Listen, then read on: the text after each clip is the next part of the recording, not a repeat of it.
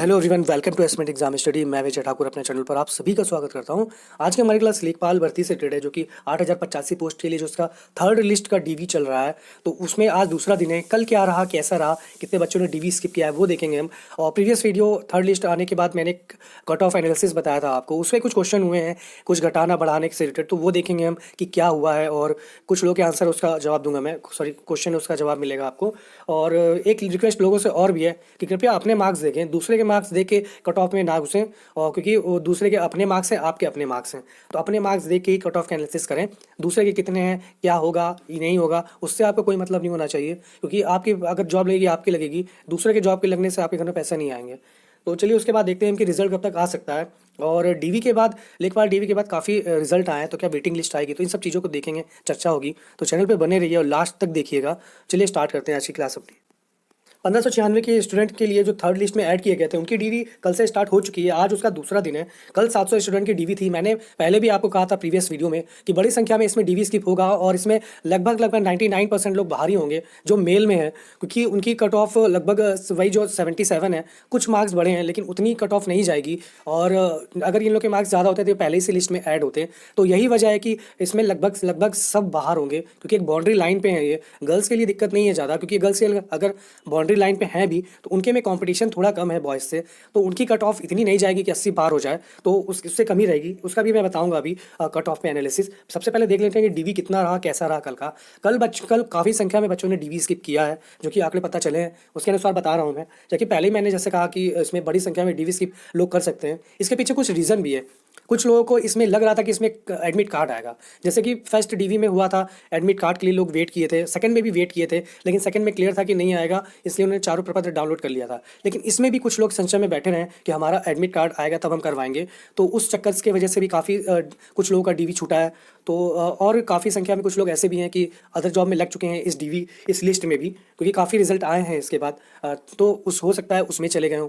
और कुछ लोगों का जैसे बॉर्डर लाइन पे है तो उनका मन नहीं हुआ होगा, तो उस वजह से भी डीवी स्किप हुआ है। तो 200 प्लस कल का डीवी स्किप हुआ है 700 में से, और 200 प्लस मान के चलिए आप। और इसके कोई प्रूफ नहीं है, मैं पहले ही बता दूं, ये सब लास्ट में पता चलेगा। आप प्रूफ मांग लोगे तो मैं अभी, कोई मेरे पास आंकड़े नहीं है कि मैं आपको कागज़ दिखा दूं, सिर्फ एक जो न्यूज़ आई उसके अकॉर्डिंग बता रहा हूं मैं।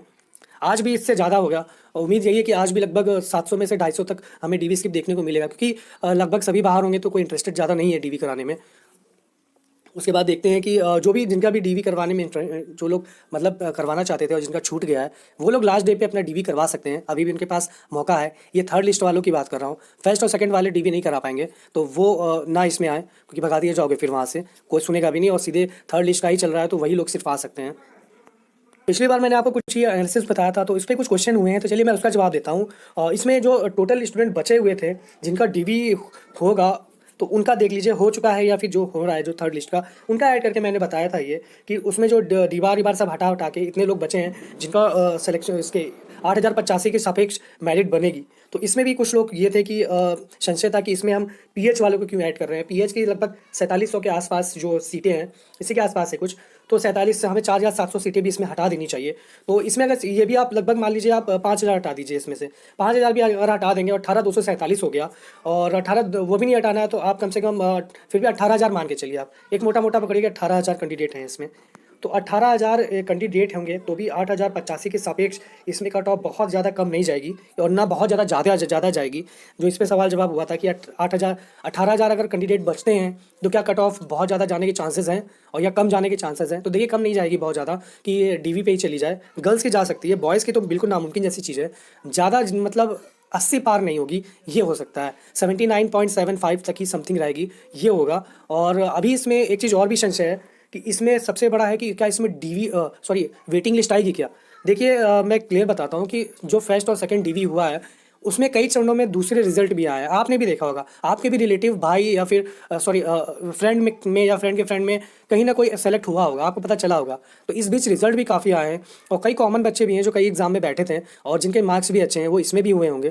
तो उस रिजल्ट के बाद जो डीवी करवा चुके हैं ऑलरेडी, तो उनका भी तो डेटा होगा ही ना, और उनका रिजल्ट भी आएगा, तो वो सीटें जाएंगी खराब।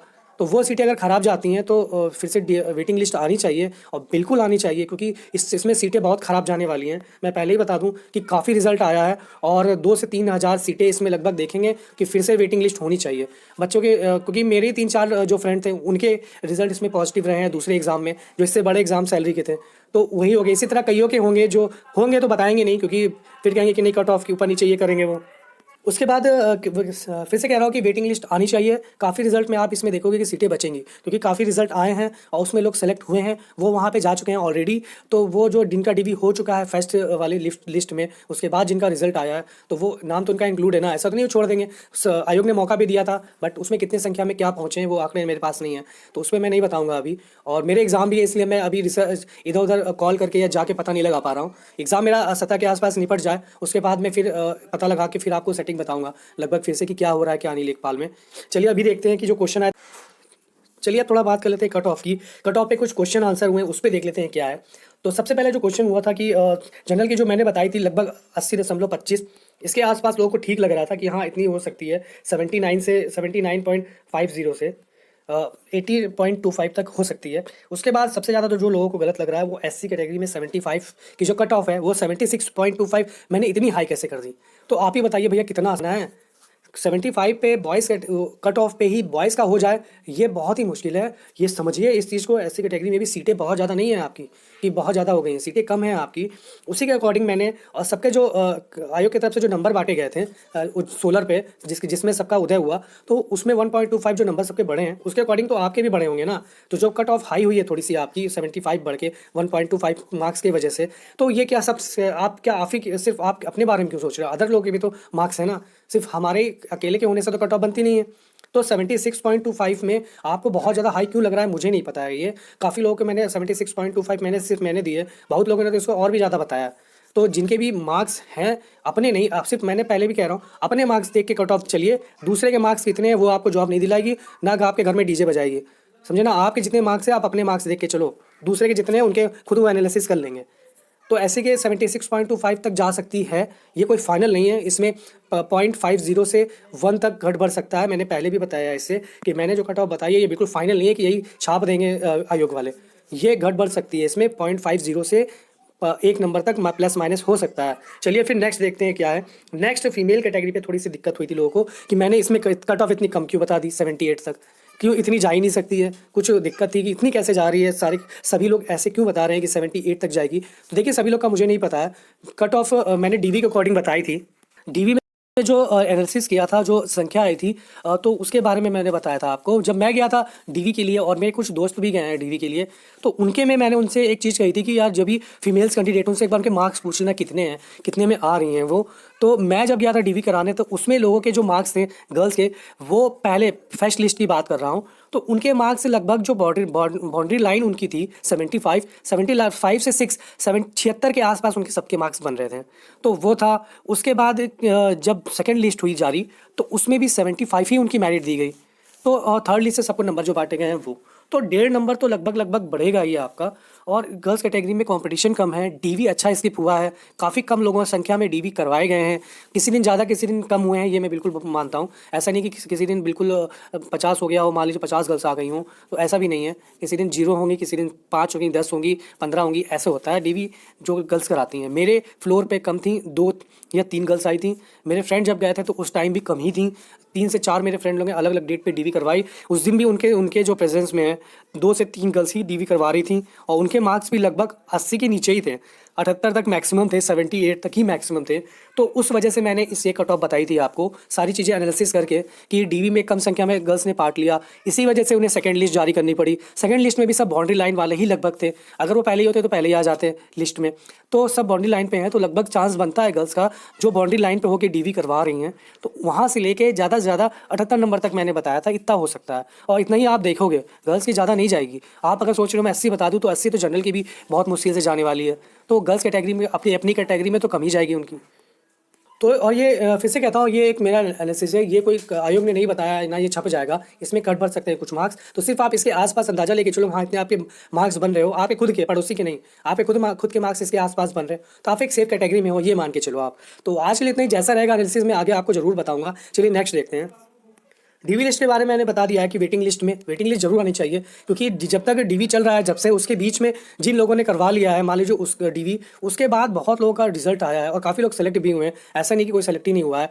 तो बड़ी संख्या में इसमें आपको सीटें खाली दिखेंगी, और बहुत बड़ी संख्या में, मतलब बहुत नहीं पूरी खाली हो जाए, लेकिन 1000 के आसपास, 1000 1,500 के आसपास आपको इसमें खाली दिख सकती है सीटें, जो कि रिक्त होंगी, और जिसके लिए वेटिंग लिस्ट आनी चाहिए। क्योंकि जिनका डीवी हो चुका है वो लोग तो अब कहीं ज्वाइन कर चुके हैं, लेकिन वो ऐड तो है ही है लिस्ट में, तो उनका तो मेरिट बनेगा ही उनके साथ।